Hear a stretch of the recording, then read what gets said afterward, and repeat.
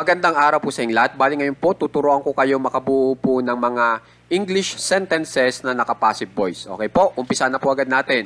Ang gagawin nyo lang po ay pipili lang po kayo ng isa dito sa unang listahan natin. Simula ako ay hanggang dito sa si Mario ay.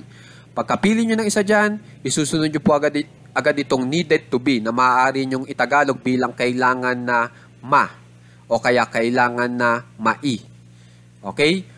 So pagkatapos po niyan, pipili lang din po kayo ng isa dito sa pangalawang listahan natin. Simula check up hanggang dito sa balik. Pagsasama-samahin nyo lang at makakabuo na po tayo ng instant English sentence na naka-passive voice. At saka may tatranslate nyo na rin po ng tama itong kailangan na ma o kailangan na mai.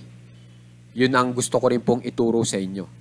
Okay po? So ito po ang aking halimbawa. Kunyari po ang napili ko ay si Mario ay. Di Mario is. Pagkatapos po niyan, dito naman tayo agad sa kailangan na ma o kailangan na mai bilang needed to be.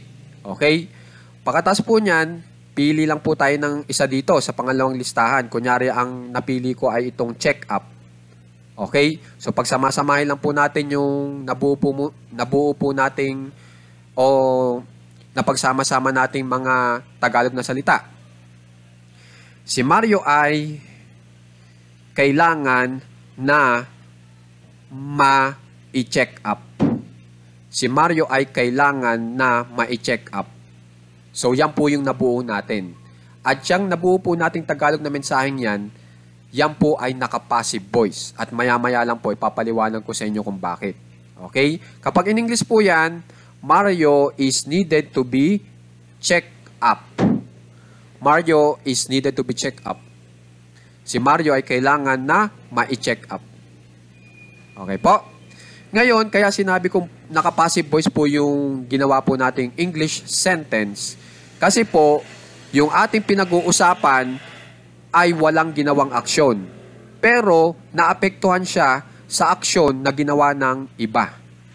Kung mapapansin nyo, si Mario po ay hindi po siya ang gumawa ng pag-check up, kundi siya ang ginawan ng pag-check up ng ibang tao. At syempre, doktor po yun.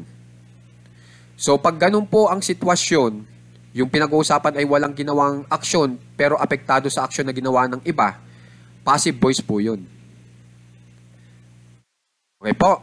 At kung magtatanong kayo kung bakit sa Tagalog, ma-check up, yung mai, tumutulong po para ang maituro po natin ay ibang tao, hindi po yung pinag-uusapan. Na kung saan ay yung ibang taong iyon, yun yung gumawa ng pag-check up para sa ating pinag-uusapan na si Mario. Okay? So yan ang tulong ng ma o mai. Tumutulong po para makabuo po tayo ng sentence na naka-passive voice. Para masabi rin po natin na yung action na iyon ay ginawa ng iba at hindi po ng ating pinag-uusapan. Okay po? At may batas po pag naka-passive voice. Dapat po yung action na ginawa ng iba ay i-spelling nyo po ng naka-past participle at makikita nyo po yun sa dictionary. Kapag tiningnan nyo po ang past participle ng check up, ito po ang ibibigay sa inyo. May ed sa huli. Okay? Yung check up po natin magkakaroon ng ed sa huli. Kapag ang hinanap nyo naman po ay yung past participle po ng dala o bring sa English, ang ibibigay sa inyo ay brought. Okay po? So, ganyan po yung batas ng passive voice patungkol sa pagpoporma ng verb o nung action na salita. Okay po? So, kung mapapansin nyo, itong withdraw, naging withdrawn. Okay? So, ito pong mai-withdraw, kapag yan ay in English nyo, withdrawn. Okay? Itong maayos, fix. Itong matapos, done. Tapos ito pong